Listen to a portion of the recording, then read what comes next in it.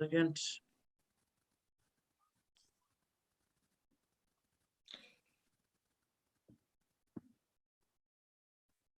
All right, what's up? What's up? What's up? It's a Thursday night Gridiron Breakdown show. We have our great a great slew of hosts. We have the great Bill. Bill, how you doing, Bill? Hey, what's going on, good buddy? We have the great Connor. Connor, how you doing, buddy? I'm doing well. And the legend, the legend himself, Odops guy. How you doing, Odops? I'm doing good, big brother. How you doing? I'm doing good. Well, this is NFL. Well, this is the first of the year.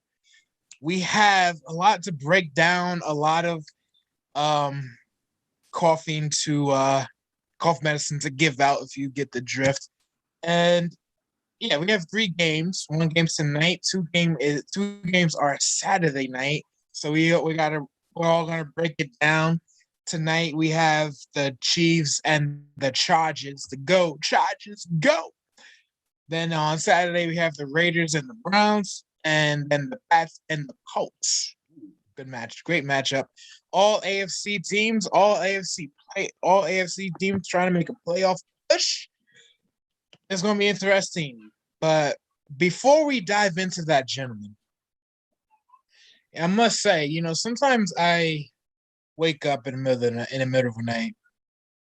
Sometimes I can sleep straight through, but most of the time I wake up in the middle of the night. When I wake up in the middle of the night, I just kind of check my phone. So I'll wake up in the middle of the night. It's around 1:30 a.m.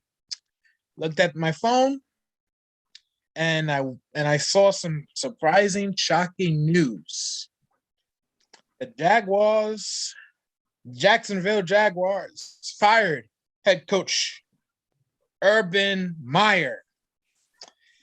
Now this, again, I was semi in a shock, but I don't know how to feel because I was tired. But then once I got thinking about it, it's like this dude really literally tried to get fired so many times. And honestly, this will probably go down as one of the worst football hires in history. I think that's the only one that probably comes close to it is the Falcons coach who ended up coaching. He ended up leaving that team in disarray and left to go back to a college, coaching a college team. It's the guy's name, but his story kind of remains to me. So I want to see what you guys think, but I'm gonna ask Urban Meyer's #1 fan, Bill here. Bill, what do you think? Okay, well, I'm going to leave my personal biases against Urban Meyer, how he was supposed to go to Notre Dame and then screwed everything up, aside. But you know what? All I got to say is, I think the Jaguars ownership made the right decision, because I have been saying this since day one. So the moment they were announced that they were even considering Urban Meyer, I knew this wasn't going to end well. Because my big thing back then was you have a coach who has never coached a NFL game, and you have the #1 draft pick, Trevor Lawrence. And listen, you've had rookie coaches and rookie quarterbacks do well before. Look at Kyler Murray and Cliff Kingsbury. But you have no experience, because I said this back when the Jaguars were in the coach search. You need someone who is experienced, who's been around the block, and who can mold Trevor Lawrence into an NFL quarterback. And not just that, it wasn't just the problems on the field. I think the problems off the field were a bigger concern. You had the infamous when he was grinding in Cincinnati, in Ohio at the restaurant / bar that he owned. And then you had him, and listen, as bad as that was, I think that's the least of his problems, in all honesty. You're going around calling your assistant coaches losers? And then, of course, you had the reports of him kicking the kicker. And when the kicker told to stop, he said, I'm the head coach. I'll kick you when I effing want. And this is a guy who doesn't have the maturity to be an NFL coach. If you're a college coach, yes, you can be the boss, but you're not. But Urban Meyer, you're not coaching college kids anymore. You were coaching adults. And you know what? The thing is, that shows lack of maturity, lack of leadership, and just the guy is just basically a college frat boy who never grew up. He's the college frat version of Peter Pan. And you know what? It is a good thing. And I think, again, Jacksonville ownership made the right decision yesterday. And you know what? I got to say something to Urban Meyer. Quoting what you said to your assistant coaches, the real loser here is you. Bye, Urban. You will not be missed. I don't know if I could be as eloquent as that. I don't know how much of the kicking situation is truth or not. It wouldn't, trust me, it wouldn't surprise me none the least. Well, Marcus, my mother always says, is his version, and the truth. Yeah, we're still waiting to hear on all of it from him this entire year. That's a Mama Murph. Yes. What I can definitely say is Urban Meyer was one of the best college coaches. Everybody's college coach dreams of coaching in the NFL. We're not all cut out for it. Yeah, his off-the-field problems are going to haunt him for a while. And Connor, I'm going to go right to you in a second because I don't want to use up too much time. But one of the best college coaches with the best college coaching record, he's going to end up with the college coaching job very fast, and this is all going to be forgotten. That's the sad part about it. Connor? Yeah, and I totally agree with both your testaments about how it comes down to maturity. And I think, one, this is going to hurt Urban Meyer's legacy. And also, two, if Trevor Lawrence succeeds after this is going to boost his legacy up way more because, the crap he had to deal with. Thankfully, James Robinson's going to be freed. How do you mismanage that when he's your best player on the team? But my fantasy too. Yeah. And I would say the two top candidates that I like for that team is you go either Brian Leftwich, who has the, history with Jacksonville, but also is a great offensive coordinator for Tampa Bay, or you go with Kellen Moore from Dallas. You need somebody that is an offensive coordinator that can kind of help him grow as a quarterback. I was actually going to kind of segue into that, like who could be the top candidates. According to CBS News, number one is they have kind of like rankings. Number one is Doug Peterson. Doug Peterson, he coached the Philadelphia Eagles, led them to the one and only Super Bowl. Sorry about that, Giants and Cowboys fans. Suck it. Number two is Eric Bieniemy. He coaches the Chiefs. He basically he's the mastermind of Pat Mahomes. Number three is Josh McDaniels. I mean, developing Mac Jones in such a short time, and the fact that he's like the best rookie quarterback around, that's pretty gnarly. Any pre-coach Tom Brady can't beat that. Brian Dabble again made Josh Allen who he is right now. Or Jim Caldwell, who was the last Lions coach, last Lions winning coach. But he does have a very good and underrated offensive mind. And so yeah, what do you guys think? All very good picks. All very, very good ideas who can mold Lawrence out. I kind of like Leftwich out of Tampa. And then I also think Connor is right. It's possible that Kellen Moore could leave Dallas and end up being there. You're talking about two quarterbacks who played in the NFL, who've been around a lot, who have great knowledge. Bill, I know, sorry, I jumped in front of you. It's okay. Well, I think my two would be and I was saying that this guy should have been considered when that vacancy opened up, and that is Eric Bieniemy.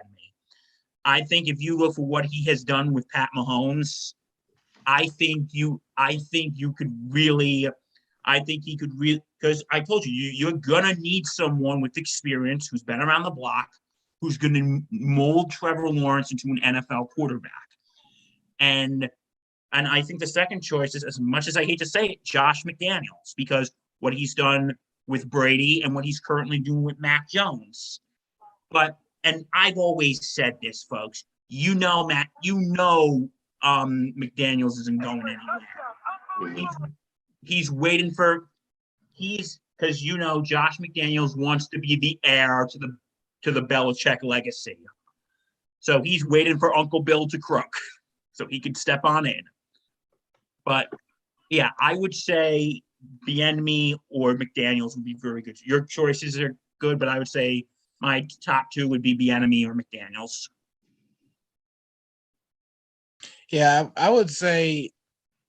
I mean, I feel like Bieniemy would be the best option, but it's a reach at the same time.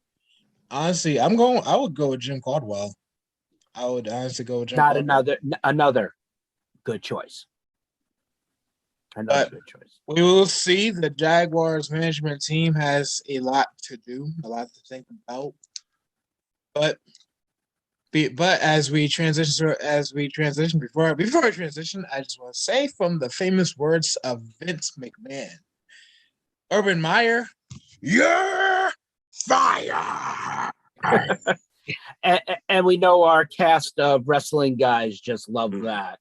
Shout out to the face turn, which you can view on the Sports Insanity Network. All right. So let's talk about today's game, gents. I was about to say ladies. There's no ladies here, just gents. The Chiefs, the Kansas City Chiefs, traveled to LA to play against the Chargers. This is an AFC West game, divisional game. What can the Chiefs seem to be getting hot? Just like they just started to get hot. They just started to figure it out.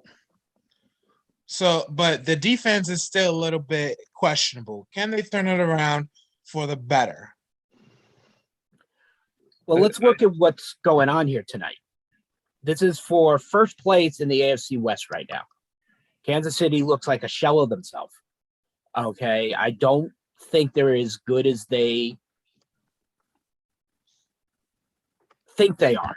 I think Patrick Mahomes is in a down year, and I think this is the Chargers game to win. Yes, the Chiefs defense has turned around over the last few games and have looked better, holding teams to just 10 points, and they've stopped high power offenses too. Dallas being one of them, as much as I hate to admit. But I don't think the Chiefs defense is going to be able to keep up with this Chargers offense. Bill, Connor? Yeah, I totally agree. I feel like this offense, even without Keenan Allen and, the whole situation with COVID during last week, they were able to do so much with that offense still, even with, missing their number one weapon for wide receiver, Keenan Allen. I just think this offense is at a crazy point, really. And I love what Herbert's doing. It feels like every single game he's getting 300 yards, 3 touchdowns. And he's putting himself in the place where he could be a top 5 quarterback next year. But yeah, I feel like this defense is not ready for this test. Yeah. But I wouldn't really, if you're going to judge the Chargers by last week in their offense, don't forget they were playing the Giants. That's and their fair. defense absolutely sucks. So I wouldn't judge that on that alone, my A friend. Giants fan just said the Giants defense sucks. This is never Hey, hear Let's it. wait until Hey, I after have- Sunday. Yeah, the U-Haul is outside my house right now, Mark. I'm getting ready to move. And I will be broadcasted on Monday from an undisclosed location. But anyway, but you know what? You gotta look. The defense has in Kansas City has been turning around a little bit, but they're gonna have to keep pace with Justin Herbert. They're gonna have to keep pace with the Chargers offense tonight. So I think it could be I think it could be a good one, and you got to look at it this way. I think if the Chiefs win tonight, it's their division to lose. Because at this point, if you look at the remaining schedules, the Chiefs, they have. Give me 1 second. I thought I had it up. I'm sorry. Okay. After tonight, they got the Steelers, which could go either way. Correct. And then you got Cincinnati, again, go either way. And then you got Denver. You got games that could be iffy for the Steelers. For the Chiefs. If you look at, say, the Chargers, or as the Los Angeles Chargers, or as our dear friend Mike Rifkin would say, the Los Angeles Chargers of San Diego. After this week, you got the Texans, the Broncos, and the Raiders. And so Los Angeles has a cheaper, easier schedule, has an easier schedule heading forward. So but they have 2 divisional games left. And if the Chargers win tonight, there's a high possibility they could take the division. They're playing the Raiders and the Broncos in 2 and 3 weeks. They got the Texans next week. And as of now, if the Chargers win tonight, they're going to even though their records are going to be tied with the Chiefs, the Chargers are going to have the tiebreaker. Correct. So this game could very much determine who's going to win the AFC West. It's going to be a fun shootout. I mean, the Chargers' passing defense is a lot better than the Kansas City Chiefs defense. And Eric, I'm going to throw this right back to you in a half a second. I think the problem is going to be Austin Eckler because he's still questionable with that hamstring and ankle. We'll see how he ends up playing, and does Herbert have to put the ball up 50 times? Eric, it's yours. And it's very interesting. But you just can't count Kansas City out. I just feel like you just can't count them out yet. And I don't know, like the Chargers for me, they still. I don't know why. Like I always have just bad memories because, they're a different team, but at the same time, they're still the Chargers. The Chargers have never really been that bad of a team. They just been a bad team. If you get what I mean, like they're very, very iffy. They're just very, very iffy. But I do like what Brandon Stanley's doing. Where would you rank him? Where would you guys rank him as in Coach of the Year voting?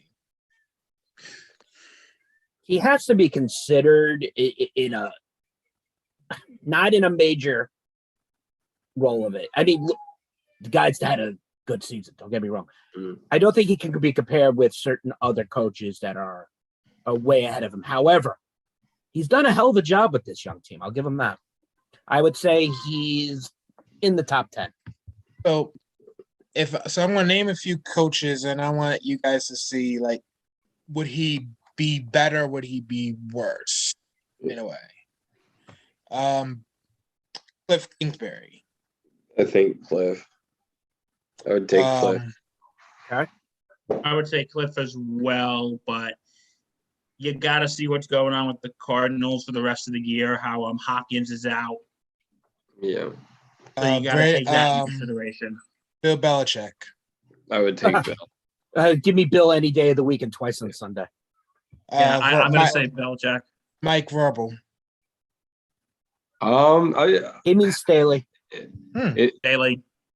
Yeah, I would actually take if the Titans win out, I would take Vrabel because it's kind of crazy that they're still able to win without Henry.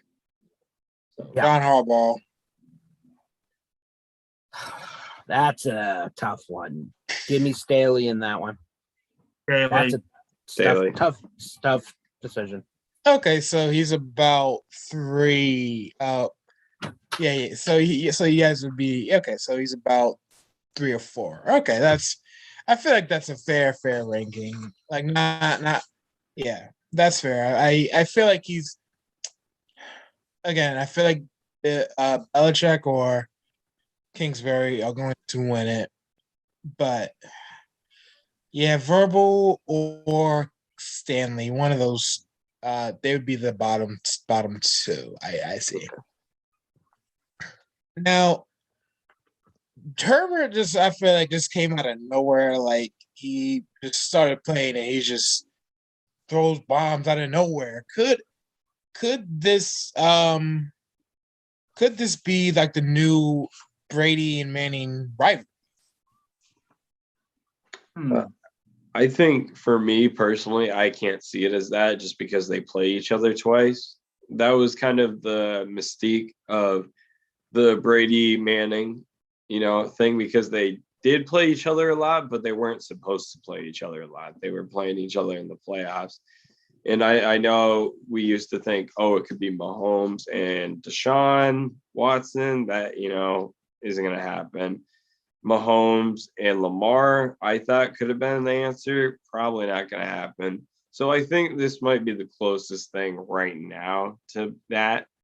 But I guess secondly, you would say maybe Mahomes to Lamar, I would say would be number 2. But yeah, at the moment, this is probably the Brady Manning type thing. When you look at it, I think Connor said it perfectly. They face off much more than Manning and Brady really ever did. But we're going to be seeing them a lot on the field throwing 50, 60-yard bombs for a long time to come. Bill? Yeah, I'm going to agree with you guys because the thing is, while that is going to be good seeing, Herbert versus Mahomes play each other twice a year, what made the Brady versus Manning rivalry so great was that they didn't play each other every year. And everybody would most be expecting them in the playoffs. I had to do that. Sorry. That's okay. That they would be playing each other. That they would be playing each other in the playoffs. Yeah, like I don't think it's that just yet. I think Herbert still needs time to just grow and develop a little bit. I feel like there has to be at least one team in that division that has to give Kansas City a run for their money. We all thought it was going to be the Raiders last year, but like in Raiders' typical fashion, they started out well and then imploded halfway through. We're going to talk about them later on, really soon, actually. Then you have the Broncos, who don't have an identity, and then it's pretty much the Chargers after that. And again, the Chargers they always so iffy for some reason. I don't know why. And just remember too, though, they got the win earlier this season too. Like I know it's the Chiefs have played a lot better, but the Chargers, if they sweep them, and they could still win this division. Yeah, it's crazy. And they'd probably meet in the playoffs first round too. Potentially, it could very potentially, yes. So So let's talk about another. No, not a rival game, not a rival game, but just like last year, both these teams gave Kansas City a run for their money. One in the regular season, and one in the postseason. The Raiders at the Browns. The Las Vegas Raiders play against the Cleveland Browns. Which team is a bigger disappointment this year? Let's start with that. I think the Browns, because you have that defense where you've had so many great pieces, and then you had all these injuries with Chubb and also Hunt, and then Landry as well, and then you have Baker underperforming by a lot, and then you have Odell leave halfway through the season and join the Rams. So I would say definitely the Browns. The Raiders imploded on themselves, but I think I would take the Browns on this. Hey, Aaron, in a way, I feel like you're sort of asking me who sucks less.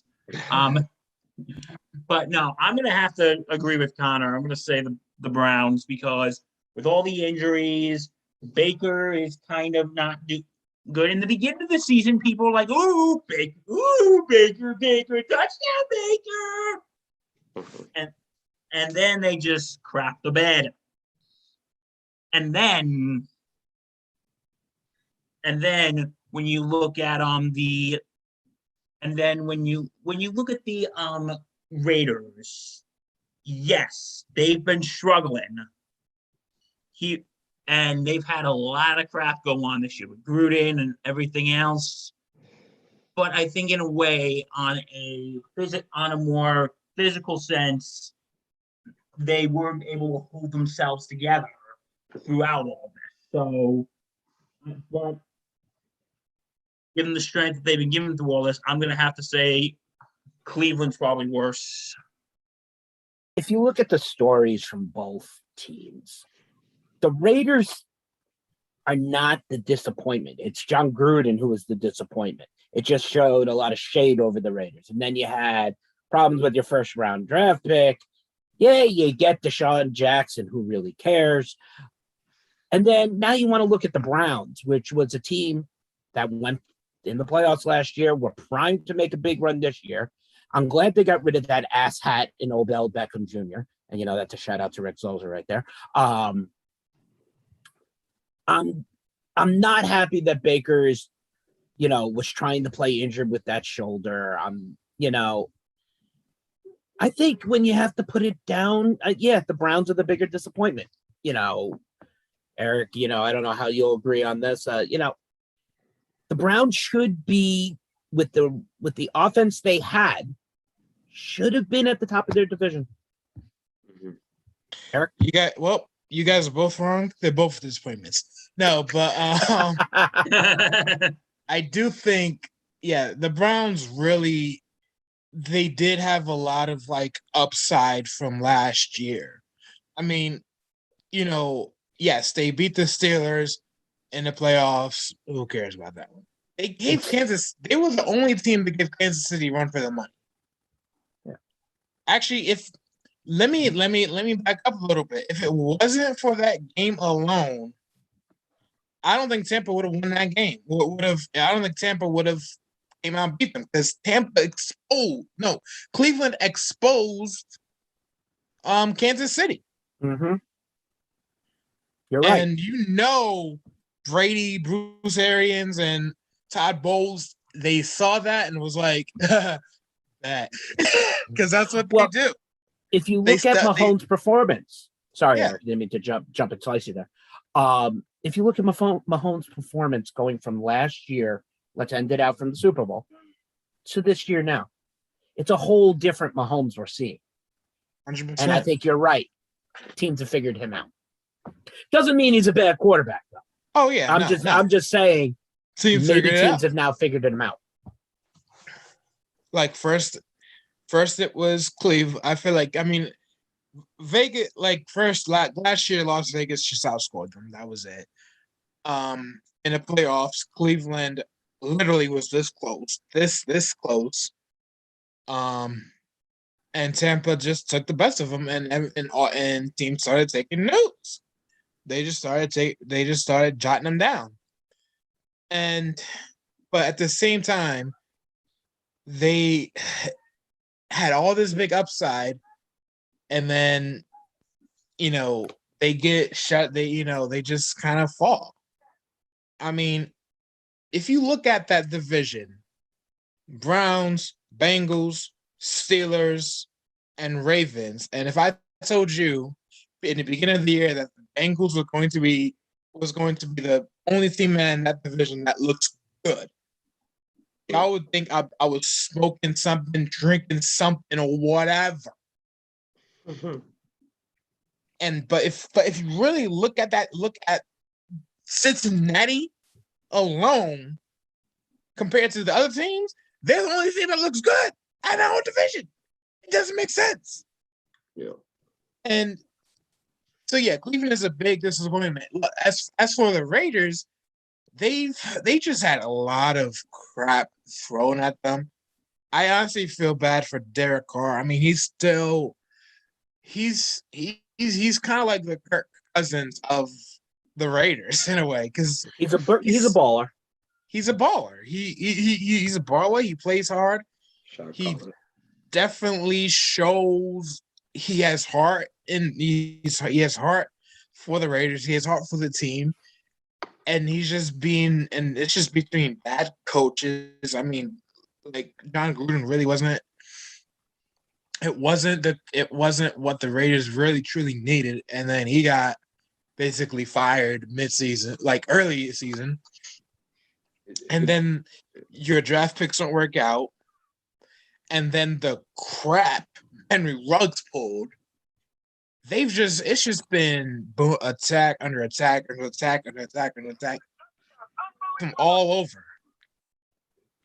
I mean, it's kind of crazy. It's kind of crazy how similar the Jaguars and the Raiders are. Like, you see these two coaches that have big personalities get fired in the middle of the season because of all this stupid stuff that they do off the field, and then you have like a bunch of disappointments on the team and so many storylines. It's kind of weird, honestly. Yeah. Now, we talked about the Jaguars head coaching possibilities. Who should the Raiders look at?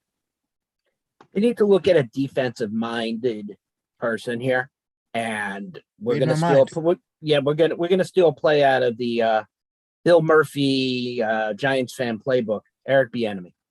I think that's where he ends up and gets his first coaching job. Coming right out in the division, he knows the Chiefs.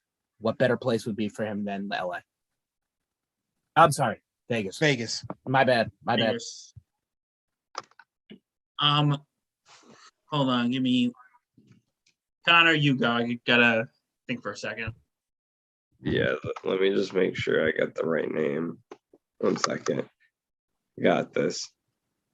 I'm trying Todd Bowles, right? He's the defensive coordinator. Yeah. Yes. I think Todd Bowles would be a good fit there. Defensive coach with leadership. You actually put him with good pieces and not associated with the Jets organization. You get him a better roster than what he had with the Jets. I think he would do a lot better. So I think he would be a great fit. What would you say to? Okay. I would honestly, I'm trying to look up his name right now. I'd go with Don Martindale from the Ravens. Another good name. Or I was just trying to look him up, but even Rex Ryan may freaking come back out of retirement. Rex Ryan. But honestly, oh god, Rex Ryan would have to be rolled out in a wheelbarrow. True. Sorry. But honestly, like, that's what they kind of need. Like they need a defensive minded coach, but they also they need like a leader in that locker room because that locker room is in some like disarray right now. They need a defense. Yeah, they need a defensive minded coach. I can't think of a lot off my mind right now. Mostly because I like offense, but yeah, I think they just need a defensive minded coach, a defensive leader. Yeah, maybe like a Todd Bowles, maybe John Martindale. Yeah, Well, and you said, but let's not sleep on like special teams coordinators as well, because I know those aren't the sexiest picks, and we might not know them from name, but like it produced like John Harbaugh, He's right. who's a really great coach, and he was a special teams coordinator. And even though this man might not be as good of a coach, but Joe Judge as well, special teams coordinator. So you you know never what, know. Vegas, you can have them. You never know. Your So problem don't be now. sleeping on those picks either. What would you Yeah, say sure. to Kellen Moore being the Raiders coach? Who's the Kellen Cowboys Moore doesn't coach? make sense there. Who's the Cowboys defensive coordinator? Defensive coordinator is Dan Quinn. Dan Quinn. Even Quinn, maybe. No, Dan Quinn is not leaving Dallas. He's going to be the future head coach once McCarthy is gone. Yeah. Hopefully he doesn't blow another Super Bowl. Please. Oh man, That was Shanahan. that was actually that was Shanahan. We'll just put at that. Let's talk about the Browns COVID situation. Oh jeez. COVID took them out, bruh. Kevin Took them out. Stefanski. He got them out. That's his second time, right? Second time. If you want to look at the COVID cases, go to the Browns, the Lions, and the Rams. Those are the three teams that are really decimated. Every team in the NFL has one player at least on it. I mean, but the three teams, the Lions, the Browns, and the Rams. I think the craziest part is we got Nick Mullins going to be starting. Oh, God. Because not only is Case Keenum tested positive, you don't have Baker. So now you're down to Nick Mullins. And honestly, we thought that he could be potentially the guy there at San Francisco at one point. Yeah. He totally folded. Let's not forget, he had that one-hit wonder game. But it's a primetime game, so who knows? Nick Mullins might come out here. Okay. Bill, you look like you're about to rob a bank. You okay? Yeah, I'm fine. You just remember Nick Mullins was a player? Yes. I'm like, who? Yeah, but the COVID, it's out of control. Like it, and I feel like every team has players on that list, and this is getting crazy. Mm-hmm. Will we even have games this week? That's the big question. Yeah, I think so. They'll get the. They have no choice. They'll get the scabs from the. It'll be the replacement. That's all it'll be. They're gonna get Gene Hackman and Keanu Reeves too. Yep. Flacco, baby. Bring them all out there to play in both spots. Are you kidding me? The song "I Be Alive" would be. I mean, I Would Survive would be the number one hit song in the world if replacements come in for every NFL team. The XFL, yeah. So what? So with all this COVID situation going on, how, and in such a short time too, how can the Browns really like get it together by Saturday? They can. You know what they do? Since Kareem Hunt's out, you just hand it off to Nick Chubb and D'Ernest. Johnson. D'Ernest Johnson and Nick Chubb, just hand it off to them the whole time, and that's how you win. I mean, that's how the Patriots beat the Bills. So, well, when you pass the ball 3 times for 19 yards, and still beat the Bills. And still beat the Bills. And the thing is, it was in Bill's weather. That doesn't make sense anyway. Yeah, Oh man. the thing was, the pass shouldn't have even been caught, honestly. If you watch it, it was just like, that was a bad. It was a hard game to watch on TV. It was hilarious. Oh man. So moving on to speaking of Patriots, let's talk about the Patriots and the Colts. The Nice last transition. game. Huh? Nice transition. Yeah. Patriots and Colts. The last game of Saturday. And they start at 8:15. Belichick's shrewd offense. How has his off season? Off season. Wow. Well, the offense can be talked about as well, Eric. You're still on one team. It's okay. Oh man. Oh It's off season, yeah. yeah. I feel like the Patriots had the best off season because the results have proven it. Yeah. I feel like it, with how much they spent and some of the pickups that they were making, people were like, why would they get that scrub? They were like, why did they get Matt Judon? Like, what the hell? They give him the bag. And then they were like, oh, why did they give both tight ends, Hunter Henry and Jonnu Smith, a bunch of money? Well, it's worked out. All of those guys were motivated and wanted to show their old teams, why did you not sign us back? Like I saw so many Ravens fans posting, Judon's washed. He's like, they're overpaying him. And then Judon like made like a comment back to them, like, and then he's had a monster season. He probably top 5 decoy right now. So I think Bill Belichick made some great moves, and nobody should question him. If we're being honest, everybody questions. I said this in the beginning of the year that I was like, everyone picked the Bills to win the AFC East. Everyone.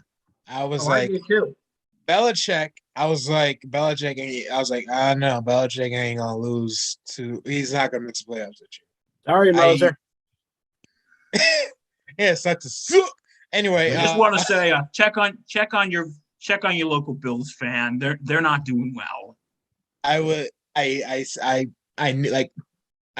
Belichick was not going to miss playoffs again.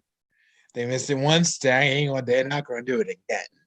And look what happened. They picked up some moves. Everyone was like, "What the heck?" Yeah. Hey, That's that weird. tight end And thing then might not be the sexiest thing in the world, but it works. They got rid of producing. They got rid of Cam Newton. Everyone thought like, what the heck? That's stupid. Everyone got rid of then he got rid of Stephon Gilmore. I was like, what the heck? That's stupid. And that defense looks even better. Exactly. And now look at them. They are back to being a dangerous team. The Patriots yet again. Belichick's not done, ladies and gentlemen. He's just sitting there saying, I needed a year off. Give me a break. That's all. Now he's back, and he's got a brand new mold to work out. He knows what he has in Mac Jones. He was smart in making his pick. I'll admit I was not surprised where he went, Mac Jones. And I knew that the moment Belichick selected him, I said, he needs 2 years. Yeah, well, I was wrong on the 2 years part. And look at that. Now, let's talk about. I just want to throw one more point out there too. Let's not forget too. Last season, they had, I think, 5 or 6 starters declare not to play last season because of COVID. So like that alone depleted his defense. So that could be, brought up too. But yeah, back to you, Eric. Well, you talk about the Patriots and how they've been back to that team again. The Colts are getting that too. They're starting to get their act together. Jonathan Taylor, who again, I think he's pretty much part owner of the Bills. Like if the Bills I feel like the Bills have 3 owners. Belichick probably owns like maybe about 40%. Brady owns about another 40. And then you have Jonathan Taylor who owns about 20% just because of how he ran all up and down. But that's enough of the Bills slanter for the day. Jonathan Taylor, Moser size and relief. Jonathan Taylor, right? This dude, I don't want to say he came out of nowhere, but he was like, once he saw that Derrick Henry was out, it was like, okay, My turn. Now it's my turn. And now he's like he's the number one rushing leader. Yeah. Behind it's number 2 still Derrick Henry, by the way. Well, Mixon jumped up to 2, I believe now. Okay. So Derek's down to 3, I believe. Which is crazy. And he can be back within 2 weeks. Huh? And he can be back in 2 weeks. He's crazy. He hasn't played in like most of October, all of December, all of November. Just have him play week 18 and just run 16 yards so he can hit 1,000. Yes. Ladies and gentlemen, our new MVP. Yeah. But I think Jonathan Taylor. I mean, last season I believe he was 3rd in rushing or something like that. So he was in the top 5 at least. Yeah, and he was a rookie, so I'm not like totally shocked. But I think the team realized, Taylor as a weapon is far better than splitting them up with Taylor, Hines, Marvin Mack, because I think they were trying to share the ball too much. And I think, even lately, I know they like having Hines out there as a 3rd down back in the final 2 minutes, but I think, why not have your best player out there, Jonathan Taylor? So I think he's a monster, and I would say he's probably top 3. I would say definitely top 3 for MVP right now. I think right now, because of quarterback bias, they might have, and because the Colts aren't like totally winning every game, that I think they put Rodgers and Brady over him first.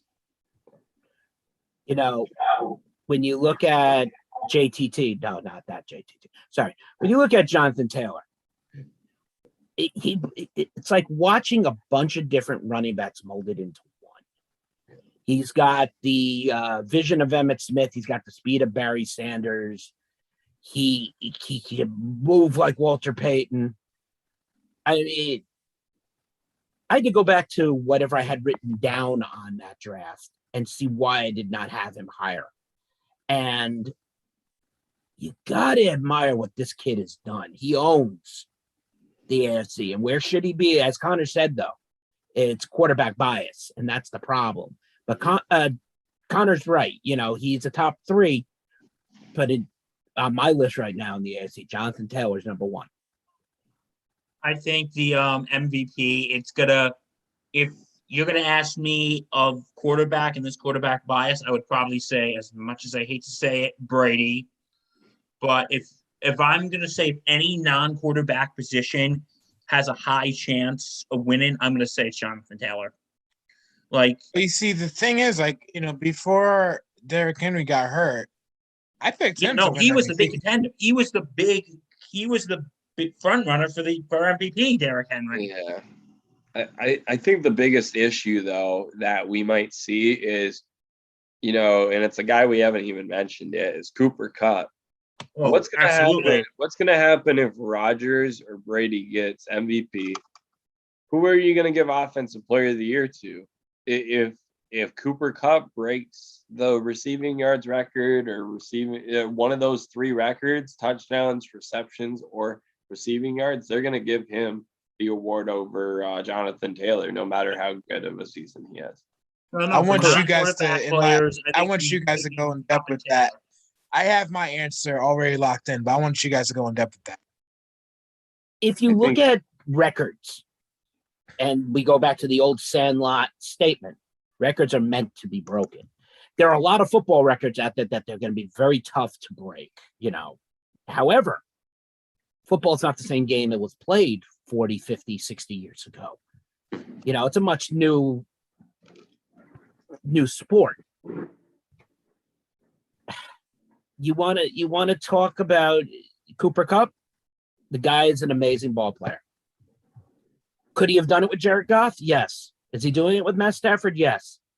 Is he going to break one of the 3 records this year? Possibly. It's going to come down to the next couple of weeks and how teams decide they're going to play and how the Rams decide they're going to play, because the Rams have to keep pace. They can't afford a loss at all. 100% agree with that. But yeah, like I said, if it's non-quarterback position, it's going to come down between Jonathan Taylor and Cooper Kupp. Honestly, guys, I like you guys' opinions, but yet again, you guys are both wrong. Eric, if you say Zach Wilson, I'm coming to smack you. I was gonna say Meg Griffin. Meg Griffin. Mike Rifkin. He's the offensive player of the Oh, year. Mike Rifkin. I thought you were saying Meg Griffin. I'm like, Yeah, No, Mike, why are we bringing a family guy? Hey, Mike, shut up, Meg. I'm like, I no, didn't know Mike, you were- Mike, Oh, Mike God, Mike. Rifkin is going to win Offensive Player of the Year. It's going to happen. You know, can we? Flattery will get you everywhere. I know we already talked about the Chiefs, but I think it's terrible that Creed Humphrey, who's the best center in the league right now, who's on the Chiefs, is not even close to being Rookie of the Year contention for offensive player. Yeah. And that's a problem, because if you want to look over the last 20 odd years and look at linemen that have come into this league, and I'm just gonna it's gonna be a little biased with Dallas, but Eric Williams, Larry Allen, Trent Williams, you can even go into some Giants, but I'm not gonna name them because they're really not that important. But Hey. linemen don't get the respect that they deserve. They're 300-pound guys who can run a 40 and faster than Bill can walk. So, I mean, but I mean, you look at even the Jets. You had Nick Mangold and the Brickashaw. His name is Brick. Okay, he's the Brickashaw. He had 2 options: football player or construction worker. The Brickashaw Ferguson. You're right. Linemen don't get the respect that they truly deserve, and and that's the thing. It's the only reason it's not is because it's not a sexy position. You think really you look at MVP wise, you think of quarterback, maybe running back, maybe wideout. That's it. And that's what it's boiled down to when it comes to, if you look over the last X amount of years, it's always been a quarterback or a running back. Receivers really don't get the love they should. Yeah, and it's even in college football too. Heisman, it's running back or either running back, wideout, or quarterback. Mostly quarterback. Oh, absolutely. All right, so we're on to our top 5 portion of the show. I want you guys to name your 5 best Colts and Pats memories. Starting now. Well, I guess since I'm the oldest, I'll go first. Make it easier. Going back with the Pats Colts, this is a fun rivalry, but the ones that I remember most, and we're starting on number 5, the Week 9 2007 season where both undefeated teams met. What a game that happened that night. Even though Brady won, what a game. Number 4, the 2003 AFC Championship game. Was another great matchup. My number 3 is the famous 4th and 2 call. I mean, all he had to do was hold it on the sidelines, and I went. Never mind what I would have won. The famous 4th and 2 call. Number 2, hello, Tom Brady. Week 3 of the 2001 season, poor Drew Bledsoe gets a punctured lung. Tom Brady gets handed the reins. And then the 2006 AFC Championship game comeback by the Colts. Those are my 5. All right. My 5 is very similar to Mark's. Week 9 of the 2007 NFL season. My number 4 is the 2004 divisional game in which Brady just came out of the gate and just stomped them. Number 3 is hello, Tom Brady. Number 2 is 4th and 2. And number 1, the 2006 AFC Championship game when the Colts were down 21-3 and came back and won it. Connor? Mine's the same as Mark's actually, but the only thing I would disagree with is, come on, you got to put the Deflate Gate game on there just as an honorable mention. I have it as an honorable mention. I just couldn't put it in the 5. Just because of the history, but no, yeah. I just thought, honorable mention to that game. But these gents said, perfect picks already, so I can't really add any more on that end. Right. All those picks are really good. I didn't have one. I didn't have time to think about it, but I will always. This haunts me to this day. I think it was either 2009, 10, or 11 season. It was Colts and Pete. No, probably not. I don't. Doesn't matter. It was Colts and Patriots. Colts and Patriots. I was like, I typically don't record games because I'm like, I'm just gonna see the freaking highlights of it. So I'm like, I don't need to record this game. No, I know. I don't forget about it. I'm not gonna record that game. I should record that game. I don't know the score. I know the Colts won, and I was happy about it. And it was a close, tight knit game. And I'm mad to this day I still didn't record it. So that's why I'm not doing this. Also, honorable mention is when the that terrible play call by Chuck Pagano, where like the Colts had like 3 players and they hiked the ball and the Patriots just took them down. Bonehead move. Even Chris Collinsworth was like, "What the heck was that?" But he still said he loved them afterwards. Yeah, true. All right. Top 5 quarterbacks playing currently right now. Oh, wait. We mean for this week, right? No. This is in the season. The season, yeah. All right. Connor, you start. Yeah. So not really like, I'm still going to give Wilson some love. I'm going to put him at 5. I know he hasn't been playing great this season, but I still think he's a top 5 quarterback when healthy and being able to do what he can do. Number 4, I got Josh Allen. His arm is just unbelievable, and the way he can lead a team is great as well. Also, too, his ability to run. That's a very you can make an argument he's top 3 running quarterback in the league. I think that's fair to say. People can say otherwise, but I think that's fair to put him. But I put him 4 right now for quarterbacks. 3, I love Mahomes, but I bumped him down to 3 just because of how he's been playing this season. Brady, phenomenal. His ability to his accuracy is just unbelievable. And then I got Rodgers number 1. The last 2 years, he's been the best quarterback by far. So that's my top 5 right now. Bill, you ready? Yeah, I'm ready. I got the thing. I got the list mixed up. So that's okay. Okay, number 5, and I'm putting him on the bottom of the list. Mark, you're gonna like me for this one. Dak. I think he's playing very well this year after his comeback from last year, and as a Giants fan, that hurts to say. But I think he's having a really good season so far.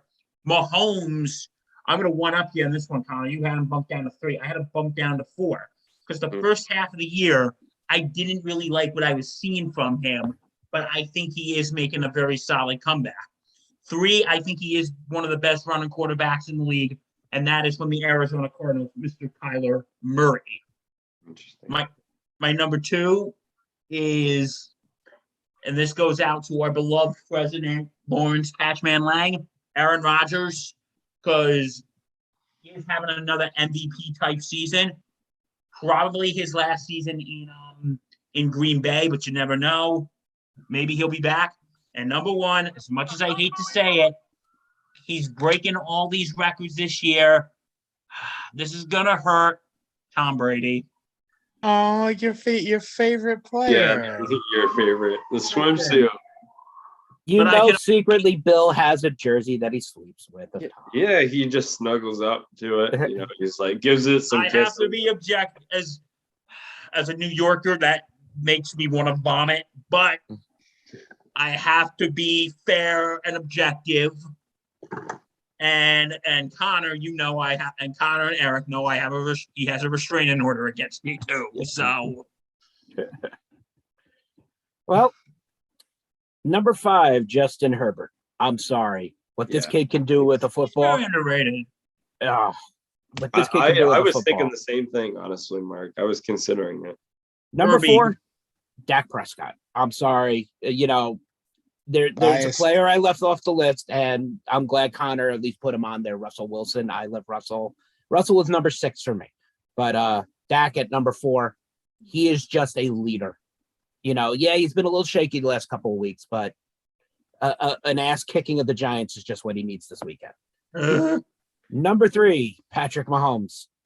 I don't care how bad of a year he's having. Every quarterback, every star, every player is allowed to have a down year. Okay. Yeah, you're getting paid $500 million. You're not supposed to have a down year, but even the best of us. Number 2, Tom Brady. That hurts me to say because he's one of my most despised players in football, but let's face facts. He is as good as advertised. And this kills me at number 1.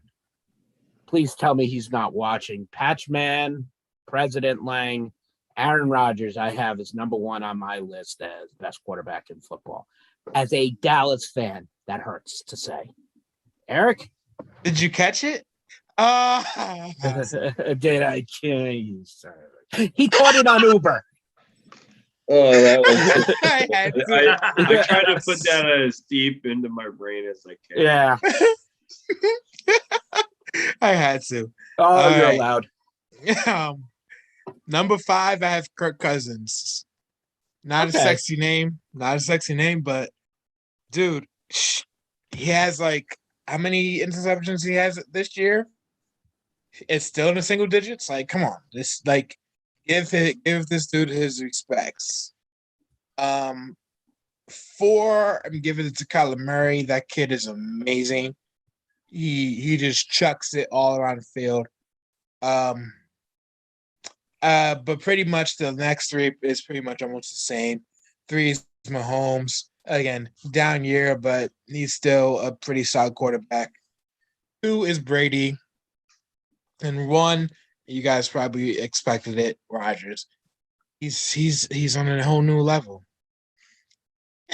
He's on a whole new See, and I think this kind of shows, and I think everyone would agree that there's 10 guys that you could make an argument are top 5 guys, that we if somebody said Lamar, I don't think people would be shocked, or Kyler, you guys mentioned Allen, Wilson.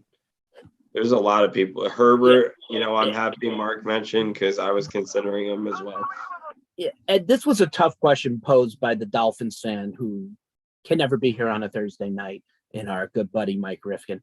This was a good question because I'm glad that a lot of us had at least a little bit of a different person on the list. Where I has Herbert, Connor had Russell, Eric had Kurt Purple Man Eater Cousins, who, it's kind of surprising he doesn't have double-digit in interceptions. And Bill just followed suit. No, just kidding. No, we love I had because I don't see any of you guys putting on Kyler Murray. No, I'm just saying. And Bill had I think I do like Kyler. I just think at the moment I still would rather have the passing ability of the 5 guys I mentioned, as well as Herbert. And not to take anything away from Kyler Murray. I've loved the kid since college. I think he's an amazing talent. we're going to see how he does with missing what he's going to miss. You miss your number one wide receiver until the end of the season, that's a problem. And when you're a team like the Arizona Cardinals, yes, you're 10-3. You should make the playoffs without a problem. But let's look at it in how it is. Losses are going to be losses. And with it being as close as it is in the AFC, you can't take a chance for a loss. In the NFC too, I mean, you have 4 teams that are really ahead. You're going to have 3 divisions that should be closed up pretty much by the end of this weekend, and that's the NFC North, the NFC East, and the AFC West is not going to be clinched this weekend. That's not going to happen because they're too close. The NFC West is too close right now. But go ahead, Connor. Yeah, and I think, this week they got the Lions, so they're lucky there. Then they got the Colts, and then the Cowboys, and then the Seahawks. So a divisional game, always toss-ups. And that Cowboy-Cardinal game was just high. That was just flexed to 4 o'clock, right? The Cowboy-Cardinal game was just flexed to 4 o'clock. That has now been titled the game of the year. I hate to tell everybody out there, if Dallas is already clinched and they're done, it's not going to be that big as a game because Dallas is going to start sitting. What kind of sucks, though, the honest part that sucks is I'm going to the Ravens-Rams game that same day, and it's at the same – they flexed it. I could have watched it, Yeah. but now that they flexed it, I can't watch it. But that Dallas Cardinal game, I mean, if they're 1 game apart, that game is going to mean everything. If they're 2-3 games apart and it doesn't mean anything to either team, this is why I hate flexing games weeks before it happens. Oh, I do too.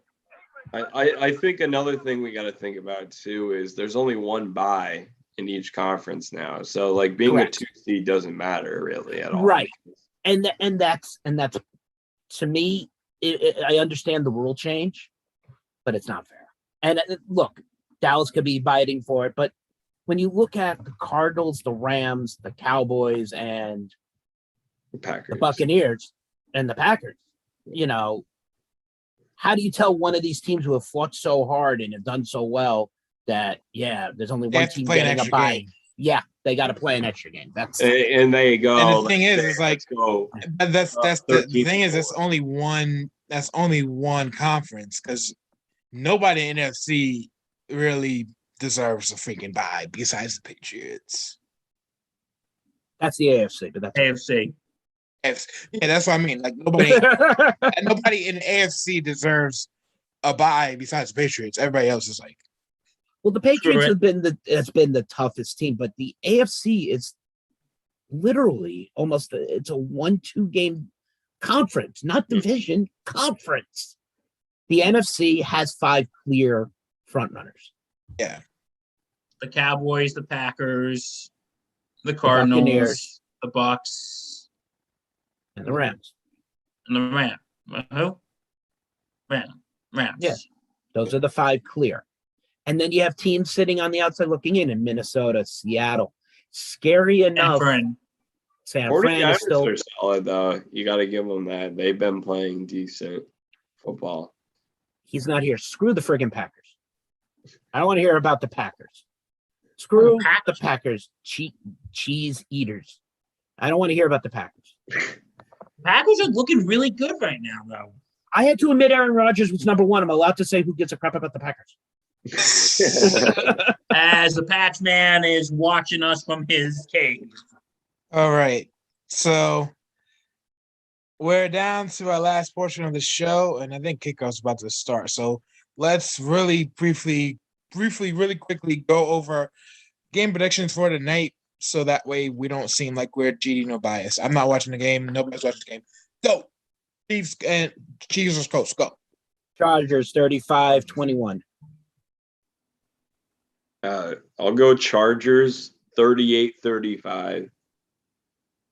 I'm going to say the Chiefs 28-24. I hate agreeing with Bill, but I'm going with Bill.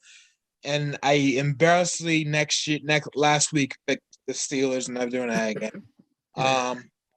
I'm picking the Kansas City Chiefs 35 to 34. 1 point. 35-34. Okay. Saturday night game. The Las Vegas Raiders against the Cleveland Browns. You guys we can slow it down now. Browns Raiders 10-7. Huh? Browns 10-7. Wow. Okay. Nice. That's a good. I'm going with 24-21 Raiders. I'm going Raiders 17-10. I'm going with Raiders 16 to 10, 16 to 10, 16 to 11. It's going to be a wonky short game. Not sure, well, like low scoring game. And then Saturday game, Colts. Pats have the Colts. Patriots versus the Colts. Colts 28-25. Yeah, I was close with that prediction too. I was thinking 27-24 Colts. I'm actually thinking the same thing. I'm going Colts 27-24. What was that? I'm going to pick I said the same thing as Connor. Colts 27-24. This was a tough game for me to pick. I want to pick the Colts so badly, but the Patriots are coming off a bye, and usually when the Patriots come off a bye, they are savages. That's true. Give me Patriots 42 to 38. Okay, and then I have one more game to throw out to you guys. I'm sorry, I got to do this. Go ahead. The Dallas Giant game on Sunday. I have Dallas 38-10. Oh, screw you, Eric? Oh, 38 to 10. You're being too nice. It's going to be 49-0. Oh, Connor? I'm going to say 31-14. Bill? Cowboys. Let's I hear it. abstain. Nope.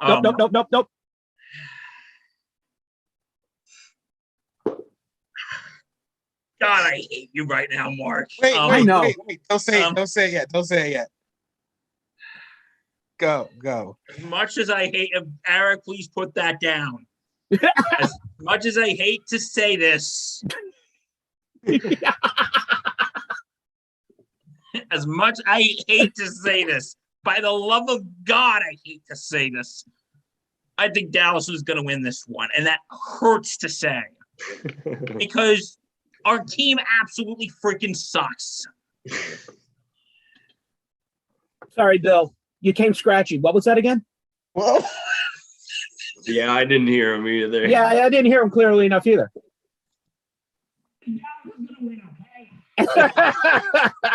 Hold on. Where's the fucking...